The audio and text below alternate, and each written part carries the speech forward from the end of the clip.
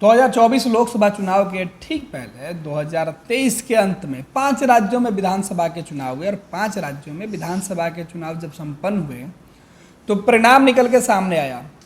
3 राज्यों में बीजेपी ने जीत हासिल की, एक जगह कांग्रेस और एक जगह क्षेत्रीय दल।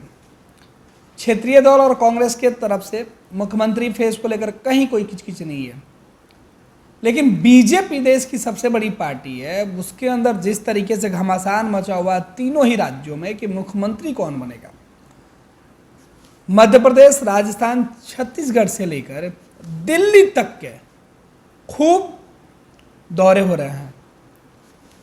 गुणा भाग राजस्थान में, हिसाब किताब दिल्ली में। मध्य प्रदेश में बैठकर नामों की लिस्ट तैयार की जा रही है, दिल्ली में मंथन चल रहा है। छत्तीसगढ़ में चेहरे तलाशे जा रहे हैं और दिल्ली में परखा जा रहा है। तो ये तमाम काम हो रहे हैं, मतलब कि देश भर के जो बीजेपी के नेता हैं उन सबके मन में एक ही सवाल है कि सीएम किसको बनाया जाए। और दरअसल सीएम जिसको बनाना है उसके पीछे नरेंद्र मोदी का विजन हो, अमित शाह की सोच हो और बीजेपी की विचारधारा हो, संघ की पृष्ठभूमि हो और एजेंडे हिंदुत्व का हो। ये तमाम जो मिक्सचर एक व्यक्ति में, ये तमाम जो गुण हो वो खोजा जा रहा है। कहा जाता है ना गांव में कि 16 आने गुण जो है मिलते हैं, तो वो इस तरीके के तमाम जो रिसर्च है वो बीजेपी कर रही है। लिस्ट नामों की बहुत सारी है, कई नाम चर्चा में है, लेकिन मुहर किसी पर नहीं लग पा रही है। हमारे साथ हमारे सहयोगी तेज हैं, बीजेपी को काफ़ी लंबे समय से देख रहे हैं, इनसे समझते हैं। बीजेपी की खबर भी लिखते हैं। तीनों राज्यों में जो मंथन चल रहा है, दिल्ली में जो इस पूरे मंथन के ऊपर जो क्षण के बातें निकल रही है उस पर इनसे चर्चा करेंगे। तेज, कई नाम सामने आ रहे हैं। जी बिल्कुल गणेश, आपने बिल्कुल एक चीज़ कही है, मैं उसे कहूँगा, बिल्कुल आपने सही कहा, सटीक कहा कि बीजेपी इस बार ऐसा फेस तैयार कर रही है जो आगामी उसको लोकसभा चुनाव में फ़ायदा पहुँचा सके। क्योंकि सिर्फ उसे विधानसभा नहीं देखना है, उसे लोकसभा चुनाव भी देखना है और पूरे देश में लोकसभा चुनाव होगा। इसलिए एक ऐसा फेस चाहिए जिसके जरिए वो उस राज्य में, उस स्टेट में, बात कर लें राजस्थान या मध्य प्रदेश या छत्तीसगढ़, तो एक ऐसा चेहरा चाहिए जिसके जरिए वो लोकसभा चुनाव में प्रचंड बहुमत हासिल कर ले। बीजेपी का उद्देश्य साफ है। बीजेपी की मातृ संगठन की आपने बात किया, तो देखिए बीजेपी किसी को भी अगर तैयार करती है तो उसे ऐसे कार्यकर्ता के रूप में तैयार करती है जिससे कि उसे वर्तमान में अधिक फायदा नहीं भी हो तो कोई दिक्कत नहीं हो, लेकिन भविष्य में उससे अधिक लाभ उठा सके। इसलिए बीजेपी एक ऐसा नाम तैयार कर रही है कि जिससे कि उसे लोकसभा चुनाव में आने वाले दिनों में अधिक फायदा हो सके। और इसके लिए कई नामों पे मंथन भी चल रहे हैं, कई कोर कमेटी की बैठक होती है, राष्ट्रीय महासचिवों की बैठक होती है, उसके बाद आज जो है संसदीय दल की बैठक बुलाई गई, तो बैठकों का दौर जारी है। जेपी नड्डा लगातार फीडबैक ले रहे हैं और इस फीडबैक में जो बातें छन के आ रही है उस पर चर्चा भी हो रही है। तो सबसे बड़ी चीज़ है कि नामों की चर्चा और किन नामों से कितना फ़ायदा होगा। तो अगर हम बात कर लें मतलब कि राजस्थान में, तो चर्चा में बालकनाथ का नाम आपने सुना होगा कि बहुत सारा चर्चा है मीडिया पे या तमाम जगह पे बालकनाथ, लेकिन जो अब अंदरूनी सूत्र से जानकारी निकल के सामने आ रही है उसके मुताबिक जो है वो बालकनाथ का नाम का चर्चा कहीं नहीं है। गणेश, सबसे बड़ी चीज़ ये है। आज दिल्ली में जो बैठक हो रही है तेज, उसमें क्या कुछ निकल के सामने आ रहा है, कौन कौन से नामों की चर्चा हो रही है उसकी हम चर्चा करेंगे। आखिर आज बीजेपी, क्योंकि चुनाव जीतने के बाद आज 3 तारीख को रिजल्ट सामने आया और आज हम 7 तारीख के डेट में बैठे हुए हैं, तो इन 4 दिनों के मंथन में क्या बीजेपी किसी निष्कर्ष पर नहीं पहुंची है? नहीं, निष्कर्ष बीजेपी तैयार कर चुकी है। सबसे पहले मैं ये बता दूँ, बीजेपी निष्कर्ष तैयार कर चुकी। रीजन रुकने का क्या है यह जाना हम। रीजन रुकने का जो है अमित शाह का संसद में जम्मू कश्मीर को लेकर बिल पेश करना है। अमित शाह ने अब बिल पेश कर दिया है। उस बिल के जरिए जो कश्मीर में हिंदू पंडित हैं और जो अन्य समाज है उसको साधने की कोशिश की गई। तो ऐसे में एक ऐसे चेहरे की तलाश है जो हिंदुत्व की छवि रखता हो, जिसके जरिए बीजेपी जो है अपने 2024 का जो चुनाव लड़ना है, राष्ट्रवाद को मुद्दा बनाकर लड़ने की बातें कही जा रही है। जो सूचना निकलकर सामने आई है, इस बार राम मंदिर को भी मुद्दा बनाया जाएगा। 22 तारीख को उसका मतलब की स्थापना होना। तो मुद्दे ये तमाम मुद्दे हैं। ये तमाम मुद्दों को जो राष्ट्रीय महासचिव की बुधवार की बैठक हुई उसमें जो हमारे सूत्र बताते हैं उसके अनुसार इन बातों की काफ़ी गहरी चर्चा हुई। 3 घंटों तक मीटिंग हुई है और इस मीटिंग में इन्हीं बातों पर चर्चा हुई। ऐसे में जिन नामों की चर्चा है मैं अब नाम बता दूं, वसुंधरा राजे की नाम की चर्चा है राजस्थान के लिए। राजस्थान में वसुंधरा नाम की चर्चा है और वसुंधरा राजे को दिल्ली बुलाया भी गया है गणेश। आज दोपहर देर हो सकता है या देर शाम जेपी नड्डा से उनकी मुलाकात होगी। और सबसे बड़ी बात है कि वसुंधरा राजे अपने साथ 60 MP मतलब विधायक को साथ लेकर दिल्ली गई है गणेश। विधायक एमएलए को साथ लेकर गई हैं, ये बड़ी बात है।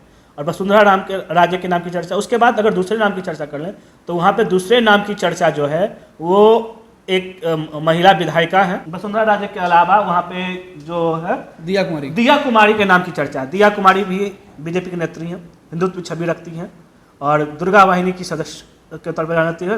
बीजेपी की मातृ संगठन है दुर्गा वाहिनी, या कह सकते हैं कि बीजेपी से जुड़ा हुआ है। ऐसा बीजेपी से को एक्सेप्ट नहीं करती है कि मेरी मातृ संगठन है या ऐसा हो, लेकिन जो सूत्र बताते हैं और जो बीजेपी को करीब से जानते हैं वो चीज़ें ये अच्छी तरह से जानते हैं कि दुर्गा वाहिनी भी बीजेपी के कोर कमेटी के ही सदस्य। ऐसे में वो दिया कुमारी में से एक नाम है। दूसरा नाम मध्य प्रदेश और छत्तीसगढ़ की चर्चा कर ले तो मध्य प्रदेश की चर्चा कर लें तो लोगों का ऐसा कहना है कि शिवराज सिंह के नाम की कहीं चर्चा नहीं, लेकिन मैं क्लियर कर दूं, शिवराज सिंह के नाम की चर्चा बीजेपी केंद्रीय टीम में बहुत जोर से है। शिवराज मजबूरी भी तो हो सकते हैं बीजेपी इसकी मैं वजह बता देता हूं गणेश। इसकी वजह क्या है? वजह एक ही है, मिशन लाडली। मिशन लाडली के तहत जिस तरह से शिवराज सिंह ने महिलाओं को अपने साथ जोड़ा है, वहाँ के आदिवासी समाज को जोड़ा है, वहाँ के जो पिछड़े वर्ग को जोड़ा है, ये बीजेपी के लिए एक्स फैक्टर साबित हुआ है।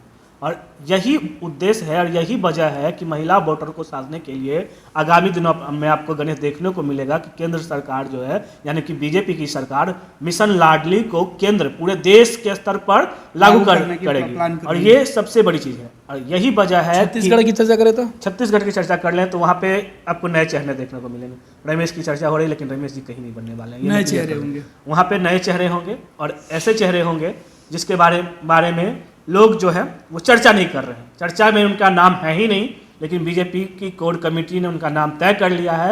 उन्हें फ़ोन कॉल जा चुका है, उन्हें बस इंतज़ार करने को कहा गया है कि आप इंतज़ार कीजिए, इन 2 नामों के जब मुहर लग जाएगी तो आपके नाम का ऐलान कर दिया जाएगा। आप तैयारी में रहिए, आपको सीएम पद के लिए बुलाया जा सकता है और शपथ लेने के लिए आपको आमंत्रित किया जा सकता है। बहुत बहुत धन्यवाद तेज। आपको बता दें कि बीजेपी ने सब कुछ तय कर लिया है। दरअसल नामों पर मंथन इसलिए हो रहा है कि चुनाव किसी चेहरे पर नहीं लड़ा गया था और बीजेपी ने जिन 5 राज्यों में चुनाव लड़ा उन 5 राज्यों में केवल एक चेहरा और एक रणनीतिकार दिखा, नरेंद्र मोदी, अमित शाह।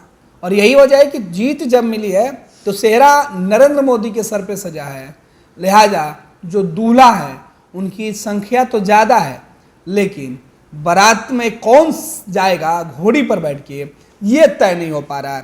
और अब बैठकों का दौर है, अब तय होगा कि इन 3 राज्यों में सेहरा किसके सर पर बंधने जा रहा है, क्योंकि मोदी ने अपना काम कर दिया है। अब शाह की रणनीति और नड्डा की मुहर बाकी है। पैनोरमा ग्रुप, जो सोचता है वो करता है। ये लो मुंह मीठा करो, आज मैंने अपना जॉब छोड़ दिया, अब हम पूर्णिया वापस जाएंगे। जॉब छोड़ दिया है? मतलब ये घर कैसे चलेगा? हम करेंगे क्या? और माँ बाबूजी क्या बोलेंगे? इसलिए मैं एक और मिठाई का डब्बा लाया। अपने बिजनेस के लिए लोन अप्रूव हो गया। अरे लोन अप्रूव हो गया वो तो ठीक है, लेकिन पूर्णिया में हम रहेंगे कहाँ? अपना घर भी तो नहीं है वहाँ। इसलिए तो एक और मिठाई का डब्बा अलग से लाया हूँ। हमने पूर्णिया में घर ले लिया है, पूर्णिया के ई होम्स पैनोरमा में। पूर्णिया में पैनोरमा ग्रुप लेकर आए हैं ई होम्स पैनोरमा। बड़ा घर, आलीशान जिंदगी और अत्याधुनिक सुविधाओं के संग। अरे अब क्यों मुंह मीठा करवा रही हो? क्योंकि हम घर वापसी जो कर रहे हैं। घर वापसी की खुशी पूर्णिया में ई होम्स पैनोरमा के संग। ई Homes Panorama, luxurious lifestyle redefined.